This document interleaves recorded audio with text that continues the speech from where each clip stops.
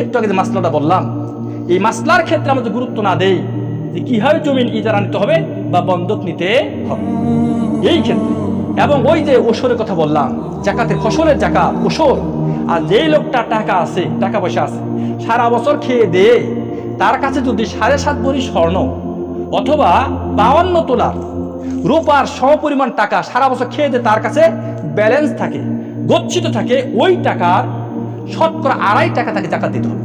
কি দিতে হবে? জাকাত দিতে হবে। এইরকম লোক অনেক আছে। আমরা হিসাব করে দিই 45 থেকে 50 হাজার টাকা সারা বছর খেয়ে দিয়ে যার গচ্ছিত আছে, ওই লোকটার উপর জাকাত খরচ হয়ে গেছে। এরকম লাখ লাখ টাকার মালিক হয়ে গেছে মানুষ, কিন্তু জাকাত দিচ্ছে না। এই যে জাকাত দিচ্ছি না, জাকাত না দিলে কি হবে? জাকাত না দিলে কি হবে? ওই টাকা আপনাকে কিয়ামতের দিন সাপ হয়ে, কি হয়ে? সাপ হয়ে আপনাকে পেঁচিয়ে ধরবে, পেঁচিয়ে ধরে চোয়ালে কামড়াবে আর বলবে, আমরা তোমাদের সেই টাকা যেগুলি জাকাত দাও নাই, যেগুলি জাকাত দাও।